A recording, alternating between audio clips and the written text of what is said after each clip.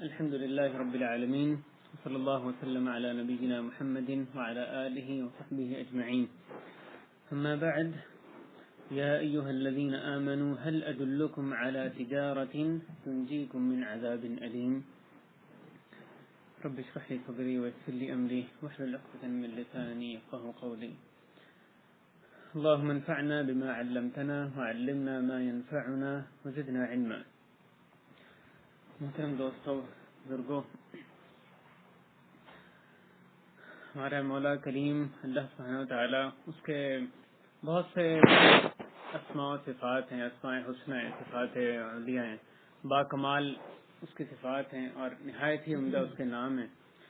ان ناموں میں سے ایک نام المنان بھی ہے، یعنی جو اپنے بندوں پر، اپنی مخلوق پر احسان کرتا ہے. وہاب بھی ایک نام ہے، الوہاب، یعنی جو بغیر مانگے ہوئے بندوں کو دیتا ہے. اسی طرح البر بھی اس کا ایک نام ہے، عبد البر، آپ نے نام سنا ہوگا. البر یعنی جو کھلی وسعت کے ساتھ عطا کرنے والا، وسعت کے ساتھ دینے والا ہے. اس طرح سے اس کے ناموں میں ایک الشکور بھی ہے، یعنی قدردان. تو وہ اپنے بندوں کے، جو بندے اس کے اعمال کرتے ہیں، عمل کرتے ہیں، ان کی بہت قدر کرتا ہے. وہ قدردان ہے. وہ تھوڑا سا عمل کرتے ہیں اور اس کے مقابلے میں وہ بہت دیتے ہیں. وہ تھوڑا سا عمل کریں لیکن جو ان کو اجر ملتا ہے وہ ان کے عمل کے بدلہ نہیں ہوتا، بلکہ اس سے بہت بڑھا چڑھا کے ان کو اس کا اجر دیا جاتا ہے. یہ جو اللہ کے اسماء گرامی، اسماء حسنہ ہیں، اور ظاہر اللہ تعالیٰ کا جو بھی نام ہے وہ اس میں جو صفت بتائی گئی ہے وہ صفت پہ بدرجہ اتم وہ دلالت کرتا ہے. یہ نہیں کہ جیسے بندوں کے نام ہوتے ہیں، اس کا نام ممکن ہے صالح ہو لیکن اصل میں صلاح سے اس کا کوئی تعلق نہ ہو، نام اس کا نیک ہو لیکن اس کا جو کردار ہے، اعمال ہیں، وہ بالکل اس کے مخالف ہوں. لیکن اللہ تعالیٰ کے جو نام ہے، جو اس کا نام ہے، اس میں جو صفت رکھی گئی ہے وہ بدرجہ اتم اس صفت پہ دلالت کرتی ہے، اللہ تعالیٰ میں موجود ہے. تو ان ناموں کا جو علم ہے، ان ناموں کے بارے میں جب ایک مسلمان جانتا ہے تو ان کی وجہ سے اس میں ایک مزید اس کو اکساہٹ اس میں پیدا ہوتی ہے، دل جمی اس میں آتی ہے عمل کرنے کے لیے، کہ اگر وہ تھوڑا سا عمل کرے گا اس کو بہت ملے گا. وہ اس طرح کا ہے جو اس کا رب ہے، وہ کرم نوازی والا اور اتنا رحمت برسانے والا ہے، تو مزید وہ عمل میں آگے بڑھتا ہے. اسی تعلق سے اللہ کی توفیق سے آج ہم گفتگو کریں گے، ایک دوسرے کو یاد دہانی کرانے کی کوشش کریں گے کہ ایسے بہت سے اعمال ہمارے سامنے رکھے گئے ہیں، شریعت میں آئے ہیں، جن میں کہ عمل تھوڑا سا ہے، کوئی خاص محنت مشقت اس میں نہیں لگتی، لیکن جس اجر کا اس پر وعدہ کیا گیا ہے وہ بہت زبردست اجر ہے. اور صرف اسی حد تک ہی ظاہر ہم اتفاق کریں گے جس حد تک صحیح احادیث میں آیا ہے، ورنہ اس تعلق سے جو موضوع احادیث، من گھڑت ضعیف احادیث، وہ بھی بے شمار ہیں، جس میں کہ لوگوں نے خود ساختہ جو ہیں وہ اپنے مختلف اعمال کے ثواب جو ہیں وہ انہیں بیان کرتے ہیں. لیکن صحیح احادیث میں اس تعلق سے بہت کچھ آیا ہے، ان کا ذکر کریں گے، ان اعمال، ان میں سے چند ایک منتخب اعمال کا مثال کے طور پہ. اور دوسرے حصے میں جو یہ اللہ تعالیٰ کے ساتھ ہماری تجارت ہے، یا اللہ تعالیٰ جو اپنے بندوں کے ساتھ معاملہ کرتا ہے، وہ جن اصول و ضوابط پہ چلتا ہے، اس کے تعلق سے کچھ روشنی اللہ کی توفیق سے ڈالی جائے گی. مثلا اسی تعلق سے پہلی مثال ہم دیکھتے ہیں. ایک شخص جب معرکہ شروع ہونے والا تھا تو رسول کریم صلی اللہ علیہ وسلم کے پاس آیا اور اس نے اسلحہ پہنا ہوا تھا، اسلحے سے لیس تھا خوب، جو زرہ اور چہرے پہ بھی جو اس نے باندھا ہوا تھا. تو آ کے کہنے لگا کہ اسلم اقاتل او اسلم، یا رسول اللہ اقاتل او اسلم، یا رسول اللہ میں قتال کروں، اللہ کی راہ میں معرکہ میں شریک ہو جاؤں، یا پھر مسلمان ہوں. پہلے تو آپ صلی اللہ علیہ وسلم نے فرمایا اسلم ثم قاتل، پہلے تم مسلمان ہو پھر قتال کرو، پھر اس معرکے کے اندر شریک ہو. تو وہ شخص اسی وقت ہی مسلمان ہوا اور اس کے بعد اس نے قتال کیا اور اس میں قتل ہو گیا، اس میں شہید ہو گیا. تو رسول اللہ صلی اللہ علیہ وسلم نے فرمایا تھا عمل قلیلا واجر کثیرا، کہ اس نے عمل تھوڑا سا کیا لیکن اجر بہت پایا. اس کے اور جنت کے درمیان میں صرف یہ 2 شہادتوں کا عرصہ باقی تھا، 2 شہادتیں اندر تھیں. پہلی شہادت جو اس نے گواہی دی لا الہ الا اللہ محمد رسول اللہ کی، اور دوسری وہ شہادت جو اس نے اللہ کی راہ میں جہاد کرتے ہوئے پالی، اپنی جان اللہ کی راہ میں دے دی. اور کیونکہ جب وہ یعنی اس نے اللہ کے لیے ایک سجدہ بھی نہیں کیا تھا، لیکن وہ شہید ہو گیا اور جنت میں داخل ہو گیا. کیونکہ جب وہ مسلمان ہوا تھا تو جو سب سے پہلا جو فرض اس پر اس وقت آیا تھا، جو اس وقت چیز اس پر فرض تھی، وہ یہ کہ جو معرکہ برپا ہے اس کے اندر وہ شریک ہو جائے. جیسے ہی مسلمان ہو، جہاد میں شریک ہو اور مارا گیا اور جنت میں اللہ تعالیٰ نے اس کو داخل فرمایا. تو آپ صلی اللہ علیہ وسلم نے فرمایا تھا عمل قلیلا واجر کثیرا. تو ہمارے اور اللہ کے درمیان ایک تجارت ہے، اور اس تجارت میں اللہ کی طرف سے گھاٹا اس کا تو سوال ہی پیدا نہیں ہوتا، بلکہ ہماری طرف سے تھوڑا سا ہم اللہ تعالیٰ کو پیش کریں گے تو اس کے مقابلے میں جو ہمیں ملنا ہے وہ بہت زیادہ ہے.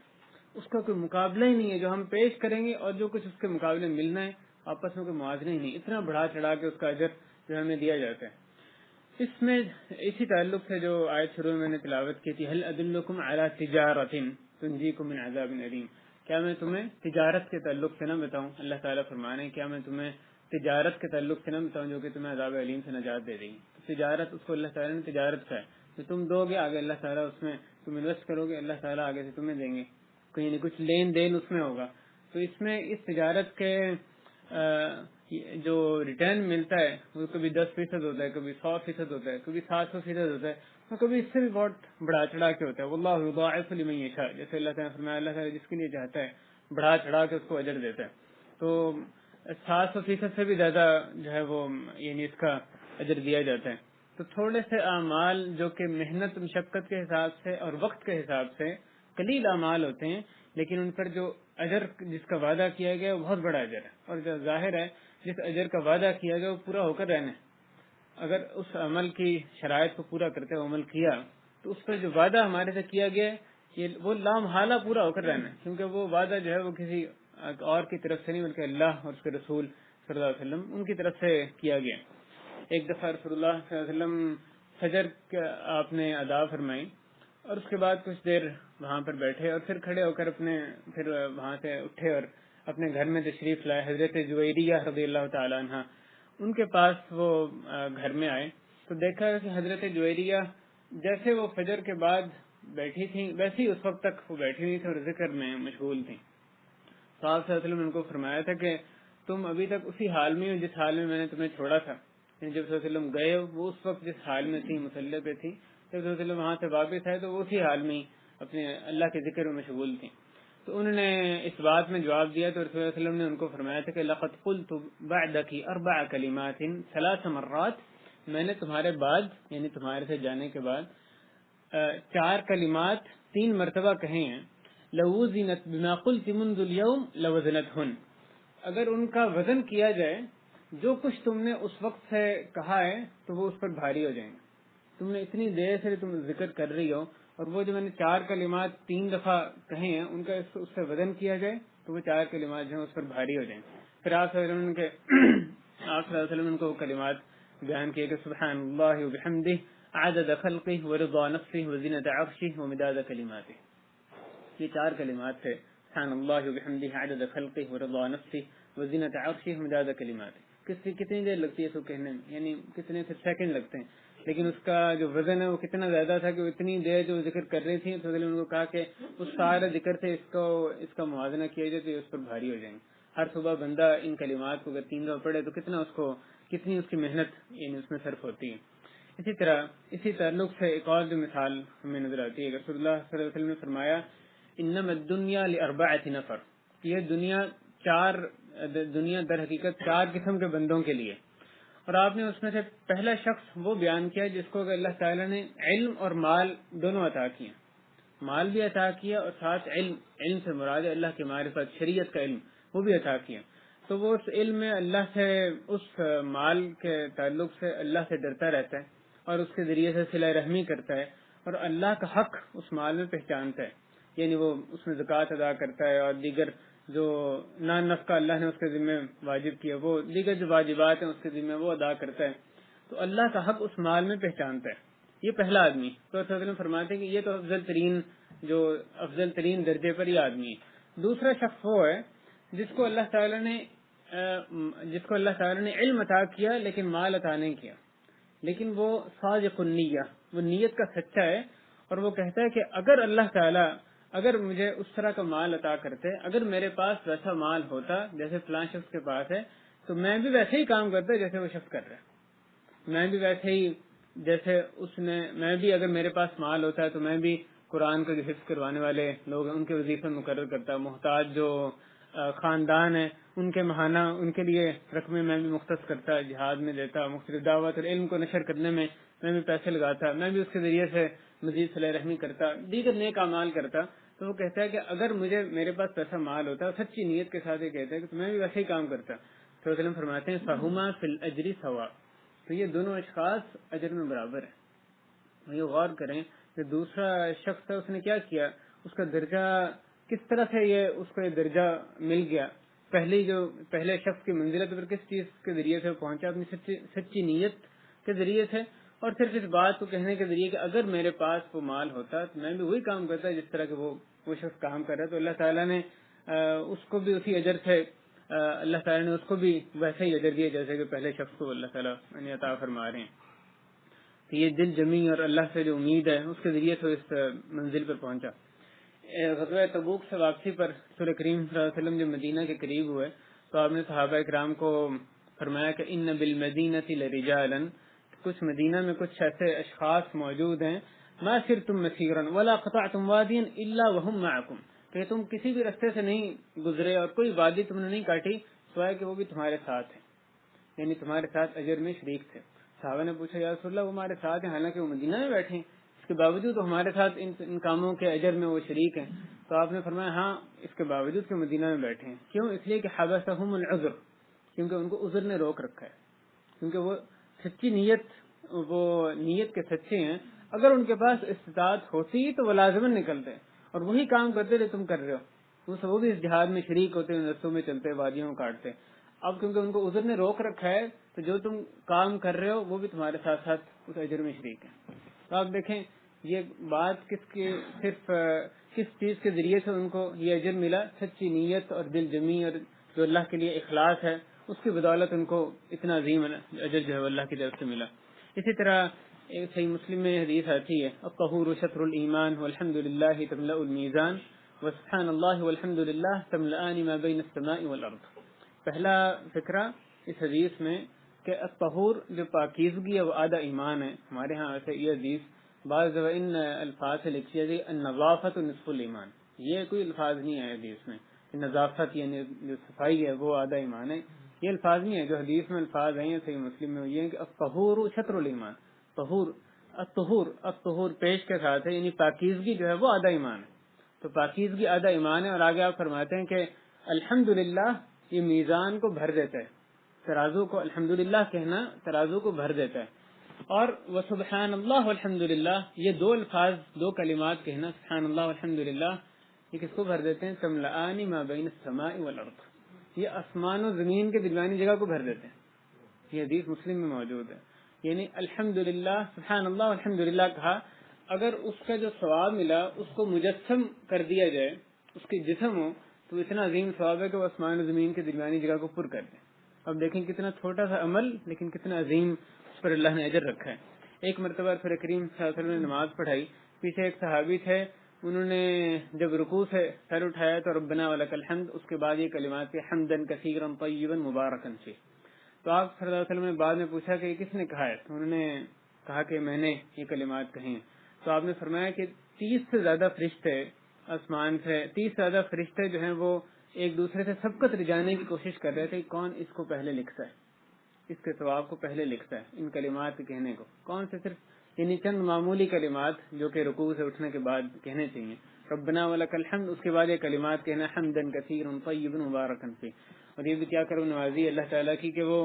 اپنے پاس سے فرشتے ہماری خاطر بھیجتا ہے تاکہ ہمارے اعمال لکھیں، ہمارے اعمال کو یعنی اللہ تعالیٰ اپنی طرف اٹھاتا ہے، الیہ یصعد الکلم الطیب والعمل الصالح یرفعہ۔ اللہ تعالیٰ نے فرمایا کہ الیہ یصعد الکلم الطیب، جو طیب کلمات ہیں، صاف ستھرے کلمات ہیں، وہ اللہ تعالیٰ کی طرف اٹھتے ہیں، اللہ تعالیٰ کی طرف چڑھتے ہیں، والعمل الصالح یرفعہ، اور نیک عمل جو ہے وہ ان کو اٹھاتا ہے، نیک عمل ان کو جو طیب کلمات ہیں اللہ کی طرف اٹھائے جاتے ہیں، وہ اٹھتے ہیں، نیک عمل ان کو اٹھاتا ہے۔ تو یہ اس طرح کے آپ دیگر مثالیں دیکھیں. ایک جو بڑا آسان تھا کام اسی طرح ہمیں اور بتایا گیا.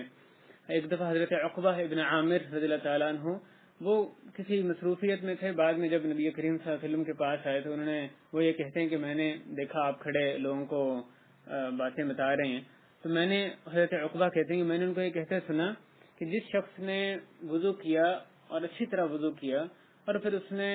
وہ کھڑا ہوا اور اس نے 2 رکعتیں ادا کی اور یقبل علیہما بقلبہ وجہہ، انہوں نے اپنے دل اور اپنے چہرے کے ساتھ پوری یکسوئی کے ساتھ ادا کی، انہی کی طرف دونوں رکعتوں کی طرف ہی متوجہ تھا، تو اس کے لیے جنت واجب ہو گئی. تو انہوں نے حضرت عقبہ کہتے ہیں کہ میں نے کہا ما اجود ھذا، یہ کیا خوب بات ہے. وہ صحابہ کرام ایسی باتوں میں خوش ہوتے تھے نا کہ کیا زبردست بات، کتنی زبردست خوشخبری ملی، چھوٹا سا کام اتنا زبردست اجر ہے. تو کہتے ہیں کہ میرے آگے سے کوئی بیٹھا تھا، اس نے مجھے آواز دی کہ الذی قبلہ اجود، کہ اس سے پہلے جو بات گزر گئی اس سے بھی خوب تھی. تو حضرت عقبہ کہتے ہیں میں نے دیکھا تو حضرت عمر بیٹھے ہوئے تھے. تو وہ کہنے لگے کہ میں نے دیکھا کہ تم ابھی یہاں پر آیا تو میں نے پہلی بات نہیں سنی. اس سے پہلے رسول کریم صلی اللہ علیہ وسلم نے یہ فرمایا تھا کہ جس شخص نے وضو کیا اور اس نے اسباغ کیا وضو میں، یعنی مکمل طریقے سے اس نے وضو کیا اور پھر بعد میں اس نے یہ الفاظ کہے اشہد ان لا الہ الا اللہ وحدہ لا شریک لہ واشہد ان محمدا عبدہ ورسولہ. دوسری حدیث میں الفاظ ہیں اشہد لا الہ الا اللہ واشہد ان محمدا عبدہ ورسولہ. اس کے لیے کیا ثواب ہے؟ الا فتحت لہ ابواب الجنۃ الثمانیہ يدخل من ایہا شاء. سوائے اس کہ اس کے لیے جنت کے 8 دروازے کھول دیے جاتے ہیں، اس میں سے جس میں سے چاہے وہ داخل ہو جائے. آپ دیکھیں یہ جو الفاظ ہیں وضو کے بعد کہنے میں کتنا وقت لگتا ہے، چند سیکنڈ لگتے ہیں، لیکن اللہ کی کرم نوازی دیکھیں کہ وہ آسمان و زمین کی جو وسعت جو جس جنت کی ہے اس کے 8 دروازے اس کے لیے کھول دیے جاتے ہیں. جب بندہ الفاظ کہتا ہے کہ اس میں جس میں سے داخل ہونا ہے اس میں داخل ہو جائے. یہ حدیث بھی صحیح مسلم میں موجود ہے. اسی طرح ایک اور جو اس کی بہت ہی عمدہ مثال ہمیں نظر آتی ہے، رسول کریم صلی اللہ علیہ وسلم نے فرمایا کہ امام اس لیے بنایا جاتا ہے تاکہ اس کی ابتدا میں نماز پڑھی جائے. تو جب وہ تکبیر کہے تم بھی تکبیر کہو، اور اس میں آپ نے بھی فرمایا کہ جب وہ کہے غیر المغضوب علیہم ولا الضالین تو تم کہو آمین. فإنه من وافق تأمینه تأمین الملائکہ غفر له ما تقدم من ذنبہ. کیونکہ جس کی جو آمین ہے وہ فرشتوں کی آمین کے ساتھ مل گئی تو اس کے گزشتہ گناہ معاف فرما دیے جاتے ہیں. یعنی جب امام جو ہے وہ ولا الضالین کہتا ہے تو اس کے بعد ضالین کے بعد امام بھی آمین کہے گا اور ساتھ وہ زمین پر آمین کہتا ہے اور فرشتے جو ہیں وہ آسمان میں آمین کہتے ہیں. تو جس شخص نے اس وقت آمین کہا تو اس کی آمین ان فرشتوں کی آمین کے ساتھ مل گئی، اس کے گزشتہ گناہ معاف فرما دیا جائے. وہ غفر له ما تقدم من ذنبہ. جس لفظ کو کہنے میں کتنی دیر لگتی ہے، 2 حرکات، مین جو 6 حرکات، یعنی چند سیکنڈز کی بعد آمین، پھر اتنا سا کہنا ہے. اور وہ صحیح وقت پہ اگر کہا، بعض لوگ اس میں یعنی توجہ نہ ہونے کی وجہ سے ولدالین امام کے ختم کرنے سے پہلے ہی آمین شروع کر دیتے ہیں یا آمین صحیح طرح نہیں کہتے، تو وہ اس اجر سے ممکن ہے کہ یعنی محروم اپنے آپ کو کر لیتے ہوں. تو اگر انسان تھوڑا سا دھیان کرے، صحیح وقت پر صحیح طریقے سے آمین کہے، دیکھیں کتنی بڑی اس پر ہمیں نویس سنائی گئی. اس طرح سے بھائی آپ دیکھیں چھوٹے سے اعمال اور کتنے عظیم جو اجر کا اس پر وعدہ کیا گیا. ابھی رمضان گزرا ہے، اس میں شب قدر بھی گزری ہے، اس تعلق سے دیکھیں ایک رات کی عبادت جو ہے اس کو 1000 مہینوں کی رات ہے بہتر قرار دیا گیا. روزوں میں دیکھیں ایک دن کا روزہ یوم عاشوراء کا روزہ، 10 محرم کا روزہ، جس دن کے حضرت موسیٰ علیہ السلام کو اللہ تعالیٰ نے نجات دلائی تھی، فرعون کو غرق کیا تھا. تو وہ جو روزہ ہے اس کے بارے میں صلی اللہ علیہ وسلم فرماتے ہیں کہ یکفر السنۃ الماضیہ، گزشتہ سال کے گناہوں کا کفارہ بن جاتا ہے. اور جو عرفہ کا روزہ ہے جو کہ نفلی روزوں میں افضل ترین روزہ ہے، اس کے بارے میں آپ نے فرمایا احتسب علی اللہ ان یکفر السنۃ الماضیہ والباقیہ، کہ میں اللہ سے امید کرتا ہوں کہ گزشتہ اور آئندہ سال کے گناہوں کا کفارہ بنتا ہے. تو 2 سال کے گناہوں کا کفارہ بنتا ہے، یعنی ایک روزہ 1 سال کے، دوسرا روزہ جو بتایا جا رہا ہے 2 سال کے. اور یہ جو روزے ہیں دونوں نفلی روزے ہیں. اور باہر کیف جو فرض روزے ہوتے ہیں، جو بھی فرض عبادات ہیں وہ جیسی بھی نفلی عبادات ہوں ان سے زیادہ افضل ہوتی ہیں. تو اگر یہ نفلی روزوں کا ثواب بتایا جا رہا ہے اور اتنے بڑے یعنی اتنے گناہوں کا کفارہ اس میں بتایا جا رہا ہے، تو فرض روزے رمضان کے اس پر کتنی نوید ہوگی، وہ کتنے زیادہ گناہوں کا کفارہ بنتے ہوں گے. دیکھیں اللہ کی کرم نوازی کی طرف غور کریں. وضو جب بندہ کرتا ہے تو حدیث میں آتا ہے جب وہ اپنا چہرہ دھوتا ہے، چہرے سے سارے جو گناہ ہیں وہ اس کے نکل جاتے ہیں، اپنے بازو دھوتا ہے، بازو سے گناہ نکل جاتے ہیں، اپنی ٹانگیں اپنے پاؤں دھوتا ہے تو پاؤں سے جو کیے جانے والے گناہ ہیں وہ نکل جاتے ہیں، حتی یخرج نقیا من الذنوب، حتی کہ وہ پاک صاف ہو کر، حتی کہ وہ گناہوں سے پاک صاف ہو کر وضو سے نکلتا ہے، پورا وضو پورا کرتا ہے تو سارے جسم کے جو گناہ ہوتے ہیں اس سے دھل جاتے ہیں، پاک صاف ہو کر وضو سے وہ باہر نکلتا ہے۔ اگر انسان ایک مسلمان جو نماز کی فجر ادا کرے اس کے بعد مسجد میں ہی بیٹھا رہے حتیٰ کہ سورج طلوع ہو جائے، جیسے کہ حدیث میں آیا ہے سورج طلوع ہو جائے، اس کے بعد پھر 2 رکعتیں وہ پڑھے، چاشت کی 2 رکعتیں پڑھے، تو اس پر جو اجر جس کی نوید دی گئی ہے کان لہ کاجر عمرۃ وحجہ، تو اس کو ایک عمرہ اور ایک حج کا ثواب ملے گا۔ اور اس کے بعد آپ نے فرمایا کہیں کسی کو شبہ نہ رہے کہ یہ عمرہ اور حج پتہ نہیں کنایتن کہا جا رہا ہے، کوئی استعارتن یہ لفظ استعمال کیا جا رہا ہے، آپ نے 3 مرتبہ کہا تامتن تامتن تامہ، تو مکمل مکمل مکمل، یہ مکمل اجر ایک عمرے کا اور ایک حج کا اس کو اس بات پر نوید دی جا رہی ہے کہ اگر وہ مسجد میں فجر کے بعد بیٹھا رہتا ہے اور حتیٰ کہ چاشت کا وقت ہوتا ہے پھر 2 رکعتیں پڑھ کے اس کے بعد وہاں سے گھر کو لوٹتا ہے۔ یہاں سے ہم یہ حدیث ترمذی میں آئی ہے، یہاں سے ہم حرم کی طرف جاتے ہیں، کتنے اس میں مشقت ہمیں یعنی کتنی مشقت برداشت کرنی پڑ جاتی ہے، لیکن جب وہاں پہ پہنچتے ہیں اور اس میں وہاں پہ جو ایک نماز ادا کی جاتی ہے مسجد حرام میں اس کا ثواب کتنا ہے جو کہ دیگر مسجدوں میں 1,00,000 نمازوں کا ثواب ہے۔ یعنی آپ یہاں 1,00,000 دفعہ نماز پڑھیں اور وہاں ایک نماز پڑھیں تو اس کے جو ثواب ہے برابر ہے۔ یہ سوچنے کی بات ہے، کوئی کم بات نہیں، 1,00,000 نمازوں کا ثواب ایک نماز کے جو ثواب ہے اس سے مل جائے، اور جو مسجد نبی میں نماز ہے اس کا 1,000 نمازوں کا اس میں ثواب ملتا ہے۔ اسی طرح مسجد قباء جو ہے اس کے بارے میں بتایا گیا کہ اس میں 250 نمازوں کا ثواب ملتا ہے۔ یہ حدیث میں ہے کہ اس میں جو مسجد نبی کا ثواب ہے اس سے ربع اس کا 1/4 ثواب ملتا ہے، یعنی 250 نمازوں کا اس میں ثواب ملتا ہے۔ یہی 3 مسجد جن کی طرف خاص طور پہ رخت سفر جو ہے باندھنا چاہیے۔ اب بندہ اگر مسجد نبی کی نیت کر کے مدینہ چلا گیا، وہاں پہنچ گیا، اب اس کے لیے مستحب یہ بھی ہے کہ مسجد قباء میں بھی جائے، وہاں پہ بھی 2 رکعتیں پڑھے، کیونکہ رسول نے اس کے بارے میں فرمایا کہ جس نے پاکیزگی اختیار کی، طہارت کی، اور پھر وہ مسجد قباء میں گیا، وہاں پہ اس نے جا کے 2 رکعتیں پڑھی، تو اس کا جو اجر ہے وہ ایک عمرے کے برابر ہے، ایک عمرے کا اس کو ثواب ملے گا۔ تو بندہ جب یعنی اس کی یہاں سے آپ سفر کریں تو مسجد قباء کی اصل میں نیت نہیں ہونی چاہیے، کیونکہ ان 3 مسجدوں کے علاوہ کسی اور مسجد کی نیت کر کے سفر کرنا یہ درست نہیں ہے۔ لیکن جب آپ مسجد نبی کی نیت سے مدینہ پہنچ جائیں تو پھر مسجد قباء میں جانا بھی، اس میں جا کے 2 رکعت ادا کرنا بھی مستحب ہے، جس پہ اس اجر کی نوید دی گئی ہے۔ فَمَن يَعْمَلْ مِثْقَالَ ذَرَّةٍ خَيْرًا يَرَهُ، جو ایک ذرہ برابر بھی نیکی کرے گا اس کو بھی دیکھ لے گا۔ کوئی چیز اللہ کے ہاں ضائع نہیں جاتی، اسی لیے حضرت عائشہ رضی اللہ تعالیٰ عنہ ان کے پاس کچھ ایک انگور کا گچھا تھا، ایک مسکین شخص آیا یا ایک مسکین عورت آئی تو اس نے مانگا، انہوں نے اس کے چند جو دانے تھے اس انگور کے گچھے سے نکالے اس کو دے دیے، اور پھر کہنے لگی، اور جو پاس دیگر خواتین تھے ان کو تعجب ہوا کہ یہ چند دانے صرف انگور کے دے رہی ہیں، تو انہوں نے کہا کہ تمہیں تعجب ہو رہا ہے کہ چند دانے اس میں دے رہی ہوں، اس میں مثقال ذرہ تو بہت سارے ہیں، جیسے آیت میں کہا گیا مثقال ذرہ، ایک ذرہ برابر بھی پھر نیکی کی، تو انہوں نے کہا ذرہ برابر، اس میں اگر ذرات کو دیکھیں تو بہت سارے اس کے اندر بھی جو میں چند دانے بھی ان کو دیے۔ اسی طرح حضرت سعد جو صحابی رسول تھے رضی اللہ تعالیٰ عنہ، وہ ایک دفعہ انہوں نے اس طرح سے کھجوریں دی، فقیر کو 2 کھجوریں دی، انہوں نے بھی یہی بات، اور 2 کھجوریں دی اور اپنا ہاتھ روک لیا، پھر یہی بات کہنے لگے کہ اس میں جو مثاقیل ذرہ یعنی ذروں کے برابر تو بہت سارے اس میں بھی رکھے ہیں، تو یہ چیز بھی 2 کھجوریں ہیں، اس کو حقیر نہ سمجھو، یہ بھی اللہ کے یہاں ضائع جانے والی نہیں ہے۔ اگلی بات اس تعلق سے یہ ہے، اس طرح کی اور بھی مثالیں میں حدیث میں لکھی ہوئی نظر آتی ہیں۔ اگلی بات یہ کہ اللہ تعالیٰ کے ساتھ جو تجارت ہے، جو اللہ تعالیٰ اپنے بندوں کے ساتھ یہ معاملہ فرماتے ہیں، اس کے کچھ اصول و ضوابط ہیں، یعنی بندے کا اپنے اللہ کے ساتھ ایک عقد ہے، ایک معاہدہ ہے، اس کی کچھ شرائط ہیں، اس کے کچھ آرٹیکلز جیسے ہوتے ہیں، کلازز ہوتی ہیں، اس میں اس کی شرائط کو جس بندے نے واقعی سمجھ لیا، ان پہ عمل کیا، وہی اس اجر کو پا سکتا ہے جس طرح کے وعدہ کیا گیا۔ ان اصولوں میں سے چند اصولوں کو ہم سمجھنے کی کوشش کرتے ہیں، جن کے کس طرح کیا اصول ہیں جن کی وجہ سے اجر جو ہے وہ ملتا ہے یا نہیں ملتا، یا جن کی وجہ سے اجر زیادہ ہوتا ہے اور کم ہوتا ہے۔ اس میں سے پہلا اصول یہ ہے کہ توحید کے بغیر کوئی اجر نہیں۔ بندہ جو مرضی نیک عمل کرے، جتنے چاہے ہاسپٹل بنا لے، جتنے پورے شہروں کو یعنی کھانا کھلا دے، لیکن اللہ کا موحد نہیں ہے، کافر ہے، مشرک ہے، تو اس کے سارے اعمال غارت جائیں گے۔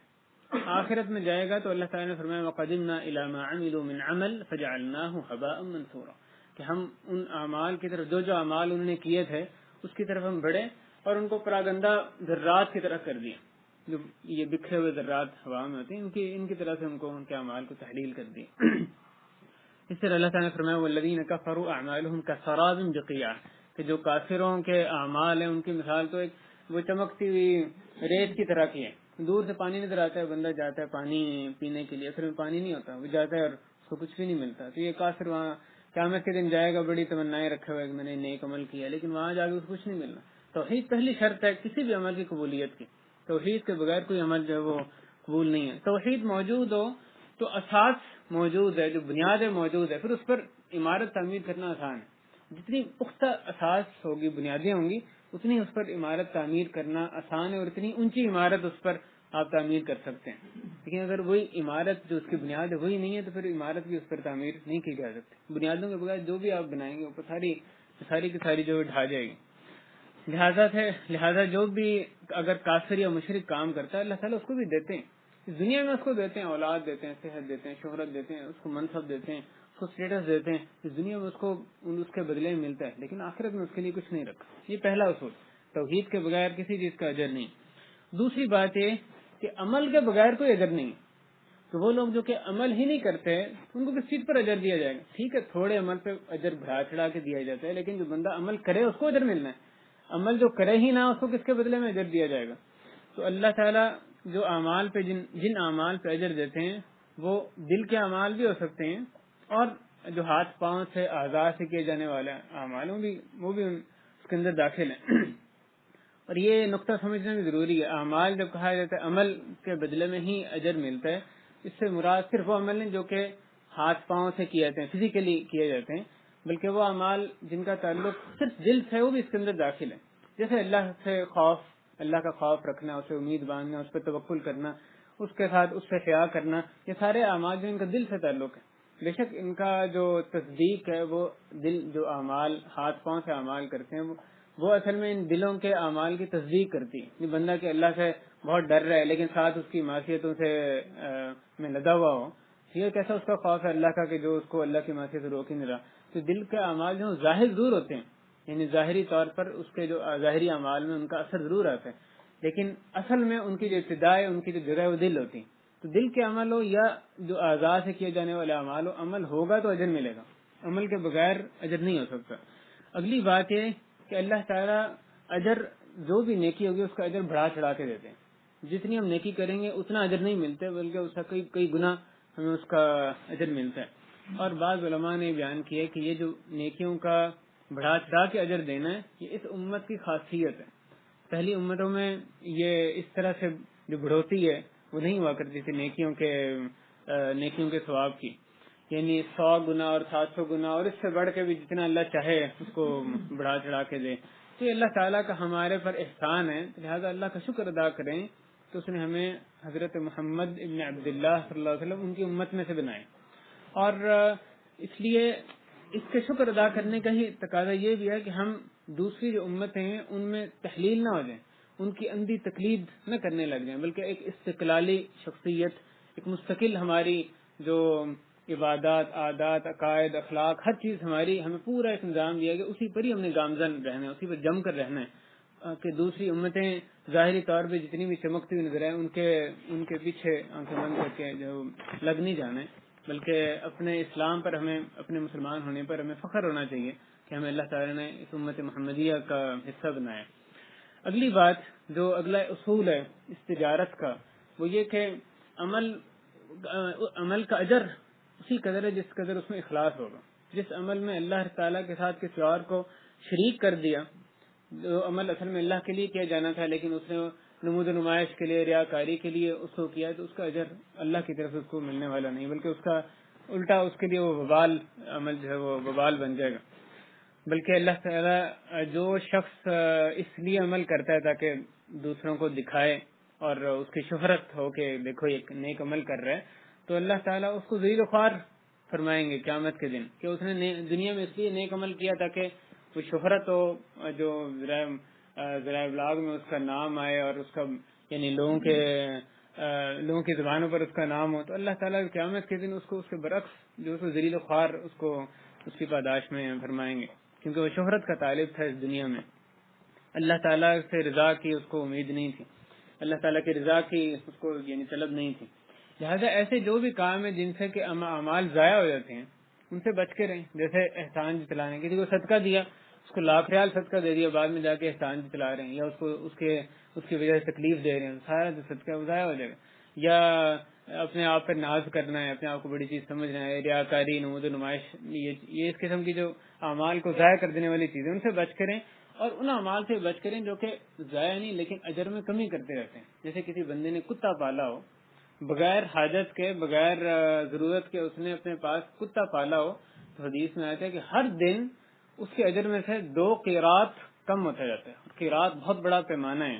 تو ہر دن اس کے اجر میں 2 قیرات کمی ہوتی جاتی ہے۔ اس نے گھر میں کتا پالا ہے، اور وہ ایک طرف نیک اعمال کر رہے ہیں، اور دوسرے اس کتا پالنے کی وجہ سے جو اس نے بلا ضرورت کتا پالا ہوا ہے، ہر دن اس کے 2 قیرات، اتنی جو نیکیوں کے سمندر روزانہ اس کا بہتا جا رہا ہے، نیکیاں جو اس کے ضائع ہوتی جا رہی ہیں کیونکہ اس نے ایک غلط کام کیا ہوا ہے۔ اگلی بات اس تعلق سے یہ کہ جس قدر جس عمل کا نفع فائدہ زیادہ ہوگا اتنا ہی اس پر زیادہ اجر ملے گا۔ لہذا وہ اعمال جو کہ متعدی ہوتے ہیں، جن کا جو اجر ہے وہ دوسروں کو پہنچتا ہے، جن کا جو فائدہ ہے دوسروں کو پہنچتا ہے، ان کا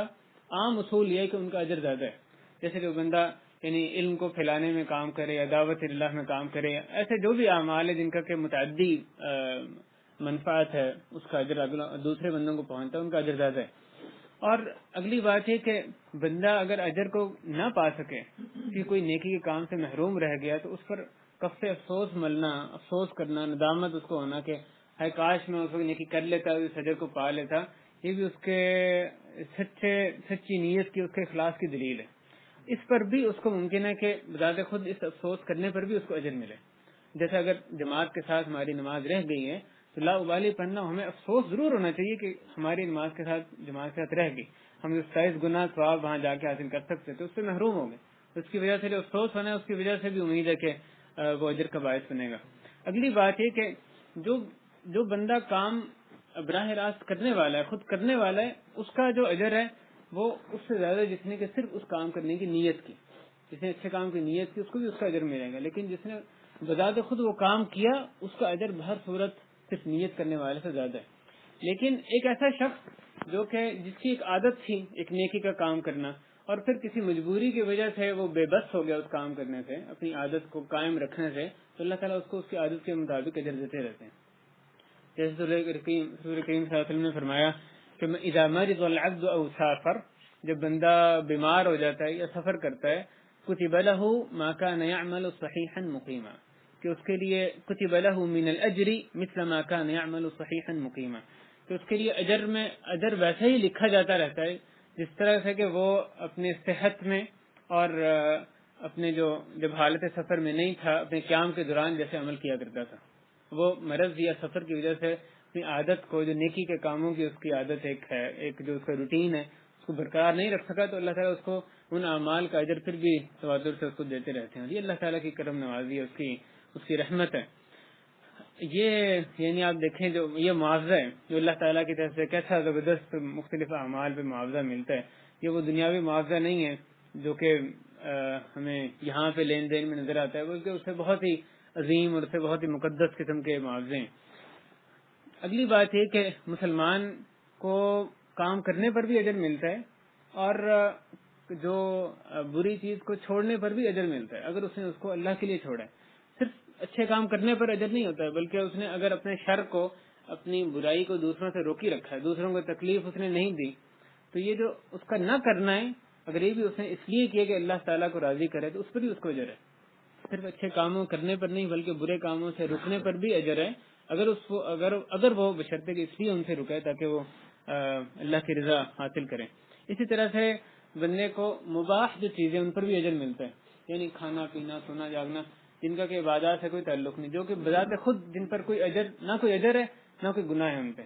لیکن اچھی نیت کی وجہ سے ان پر بھی اجر انسان کو ملتا ہے۔ اگر وہ اس نیت سے سو رہا ہے کہ یہ سونے کی وجہ سے اس کو اللہ کی عبادت کے لیے قوت ملے گی، وہ اس لیے کھا رہا ہے کہ اس کے ذریعے سے اس کو جو طاقت آئے گی پھر ہی وہ نیک اعمال کرنے کے قابل ہوگا. اس طرح سے جو بھی مباح یعنی کھانا اصل میں یا سونا اصل میں ایک مباح چیز ہے. مباح سے مراد ہے جس پہ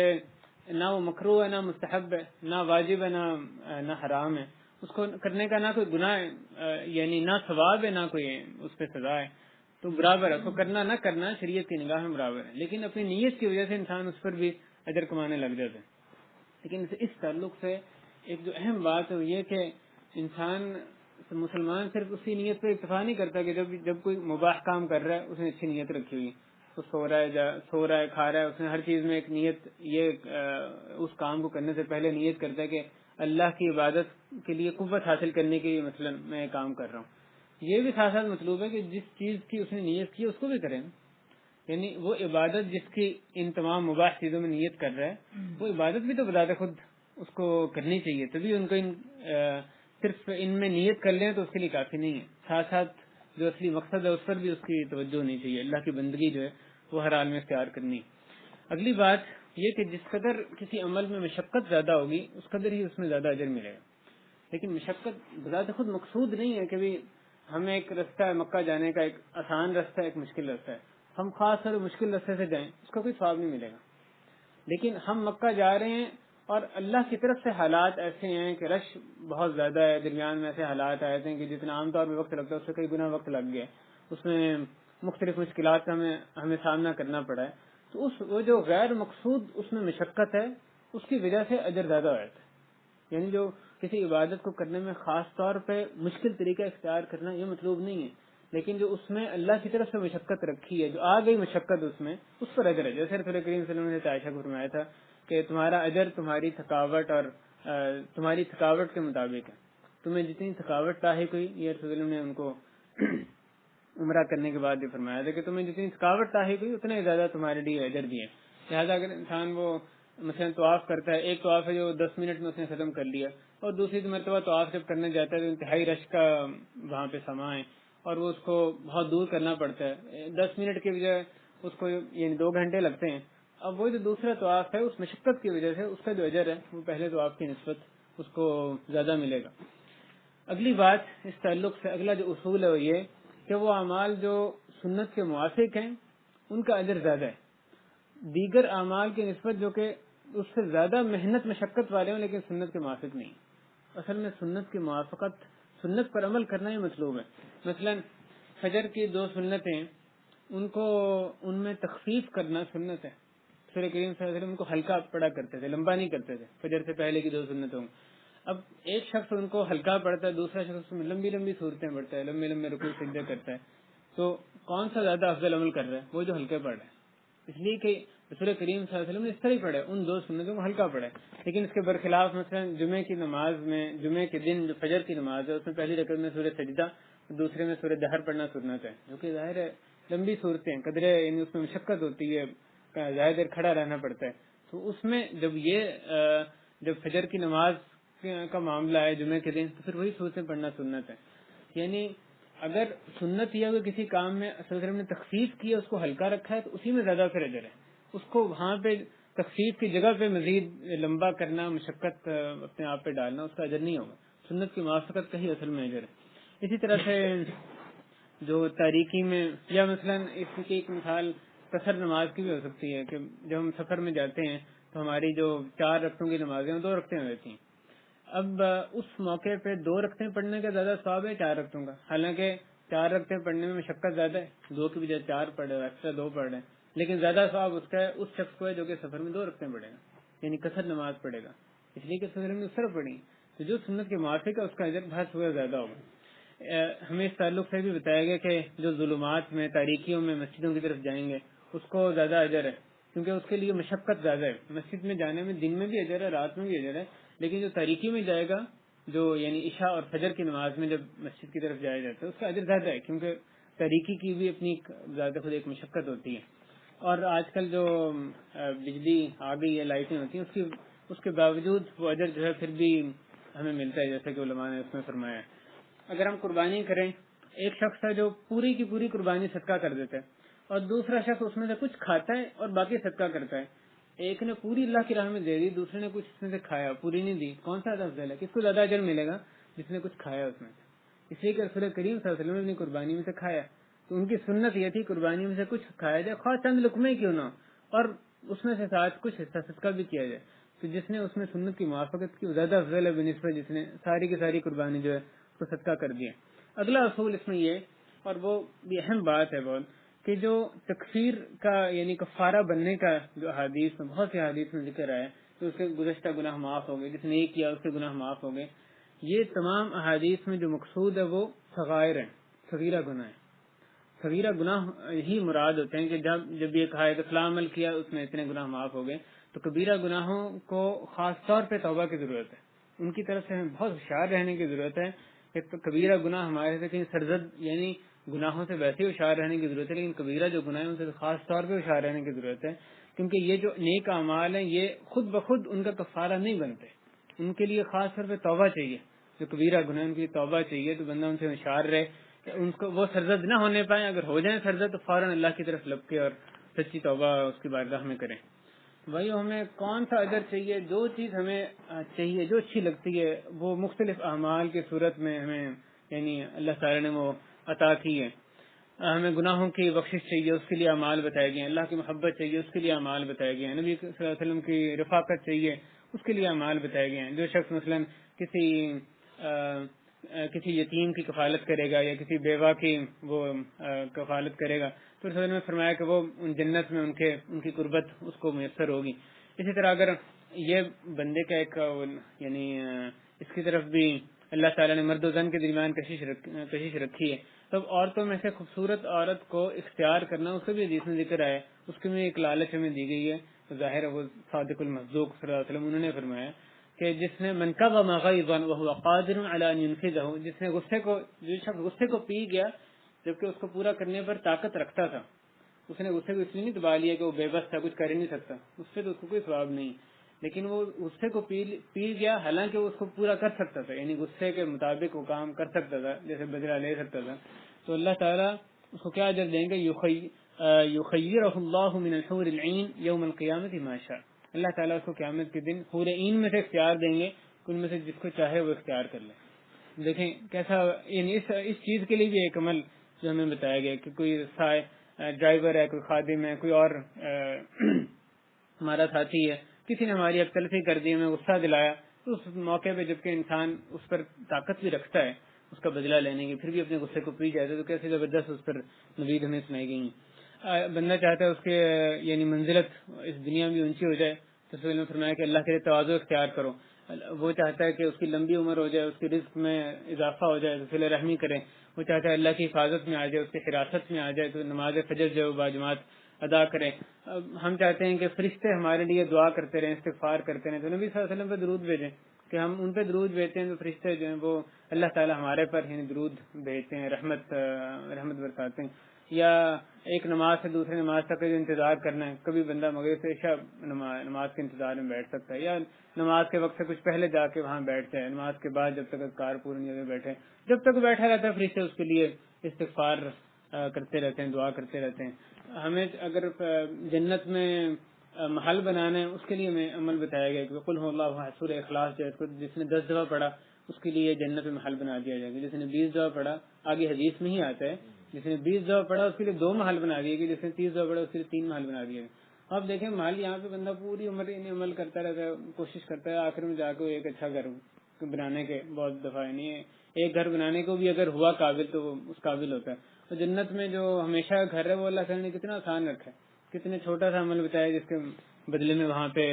محل کی ہمیں نوید دی گئی ہے۔ ہم قیامت کے دن آسانی چاہتے ہیں تو جو تنگ دست ہے اس کو مہلت دینا، یا اس کو قرضہ دیا اس کو معاف کر دینا، یا ہم چاہتے ہیں اللہ تعالی ہمارے چہرے سے آگ کو دور کر دے تو اپنے بھائی کی جو عزت ہے اس کا دفاع کرنا، کسی مجلس میں کسی کی عزت پر حملہ کیا جا رہا ہے اس کی عزت کا دفاع کرنا، اس کا نتیجہ یہ ہوگا اللہ تعالی ہمارے چہرے سے قیامت کے دن آگ کو دور فرمائے گا۔ اس طرح سے اعمال بہت سارے ہیں، لیکن عمل کرنے کی ضرورت ہے، پھر ہی اس پر اجر ملے گا۔ فمن يعمل مثقال ذرة خيرا يره ومن يعمل مثقال ذرة شرا يره، جو شخص بھی ایک ذرہ بھر بھی نیکی کرے گا اس کو دیکھ لے گا قیامت کے دن، جو ایک ذرہ بھر بھی برائی کرے گا اس کو بھی قیامت کے دن دیکھ لے گا۔ تو اللہ تعالیٰ سے ہم دعا کرتے ہیں کہ اللہ تعالیٰ ہمیں نیک اعمال کرنے کی اور سنت کے موافق اعمال کرنے کی توفیق عطا فرمائے. نیکیوں کی صحیح معنی میں حرص ہمارے اندر پیدا فرما دے. ہمارا یہاں بیٹھنا قبول فرما لے, ہمارے گناہ معاف فرما دے, ہماری جائز حاجات کو جس میں اس کی رضا شامل ہے ان کو پورا فرما دے. صلی اللہ وسلم علی نبینا محمد. اور یہ ساتھ ساتھ یہ اس چیز کی ہم دعا گو ہیں جن بھائیوں نے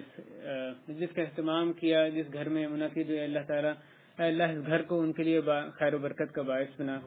ان کے اہل و عیال میں, ان کے رزق میں, اس کے ذریعے سے اللہ تو برکت فرما, ان کو دنیا اور آخرت کی جو بھلائیاں وہ نصیب فرما. صلی اللہ وسلم علی نبینا محمد وعلی آلہ وصحبہ اجمعین والحمد للہ رب العالمین. الحمد للہ رب العالمین.